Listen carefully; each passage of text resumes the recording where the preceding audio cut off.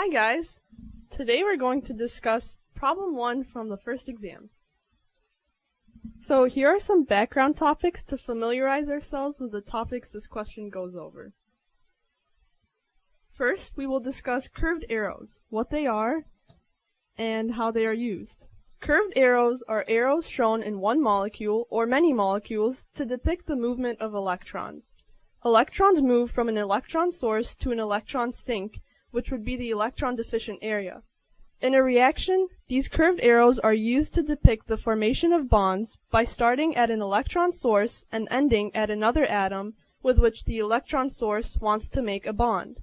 The breakage of bonds is also shown in a reaction by having the arrow start at a bond to depict the return of electrons from the bond to an atom.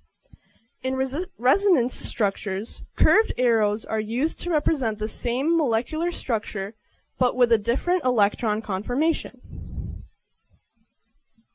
Now, electron movement is what curved arrows depict.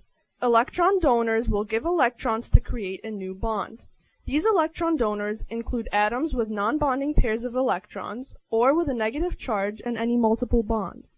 The donors will give their electrons to the electron acceptors, which are open shell atoms or atoms missing electrons from their valence shells.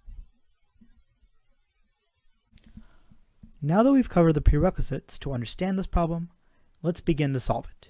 To do so, we need to first understand how the curved arrows in this problem move the electrons around, and then we need to draw out the molecule without any curved arrows, but with only single bonds, and any single bonds that have been formed and no single bonds that have been broken. In this case, the first curved arrow we see has this pair of non-bonding electrons moving on to the single bond, creating a double bond.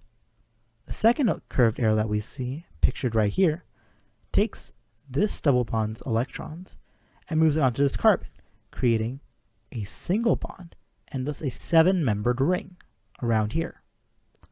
Lastly, this third arrow takes this pair of pi electrons and moves it onto a nitrogen, creating a pair of non-bonding electrons. With that understood, we can begin to draw out the connectivity for this molecule. As a rule, I like to first put all of my connectivities without single bonds, without non-bonding electrons, as it just makes the molecule a little cleaner to look at and makes me sure that if I make any mistakes, I can correct them.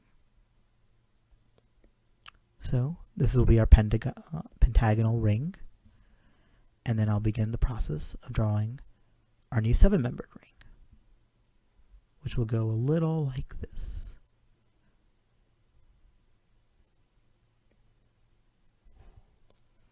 Now that I've drawn around what the curved ring structure should be, I'm going to start adding the substituents to the ring. There's a methyl molecule right here. We have our good old oxygen molecule right here. And we have that carboxyl group right here.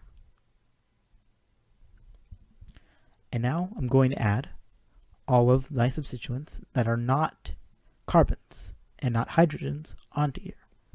So we see we have a nitrogen bonded to a hydrogen. We have our oxygen. We have our nitrogen right here. We have the oxygens of the carboxyl group. I'll add the methane here just to maintain similarities between both structures. And again, I'll also add the methyl group here for the same reason. With that done, let's first figure out what bonds have not changed and what non-bonding pairs of electrons have not changed.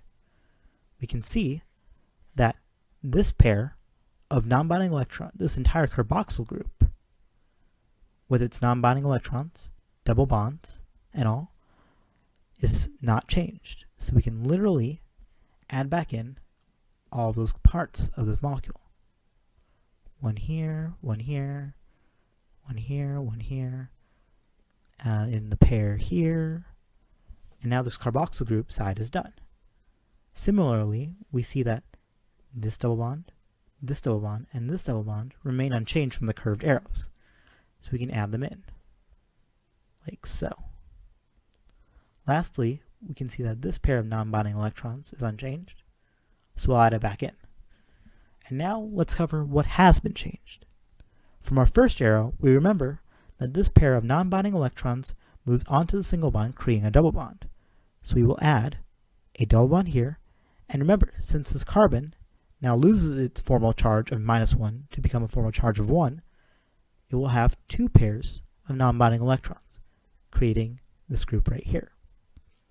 Similarly, this second arrow takes away a double bond and moves it onto a single molecule, creating the single bond we see right here. As a result, as these electrons are no longer there, this pi bond is gone, and we don't have to worry about it. Moving on to the third arrow, we see that these electrons from this double bond move onto this nitrogen, allowing us to place both pairs of electrons onto one molecule. However, we now see that this nitrogen has 4 electrons on it and 2 substituents, meaning it has a formal charge of -1. With that in mind, we now see that the sodium ion, which we didn't have any idea of what to put now, has a resting place right next to the nitrogen ion, creating the molecule we see right here, which happens to be the answer to the first part. Now that we've finished our previous part of the question, let's move on to the second part of the question, where we'll be reacting our own molecule with CH3Br, which has the following structure. To get some molecule plus sodium bromine, where bromine now has a negative charge and sodium maintains its +1 charge. That -1 charge on the bromine is a big clue, and I'll get to it using our main technique, the law of conservation of mass. As you might remember from Gen Chem, due to the conservation of mass, we must have the same number of electrons and the same number of atoms on one side as we do on the other side, as we're not doing any nuclear reactions.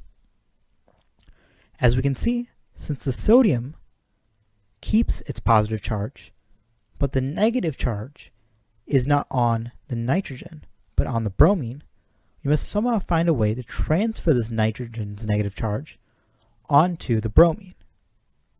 The easiest way for that to happen is for first the bromine to gain a minus charge from this carbon-bromine bond.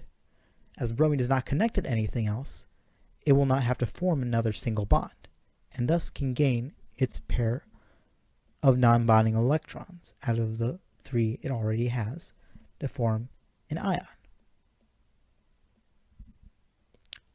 The next arrow that needs to happen, however, is we need to remove this negative charge from this nitrogen.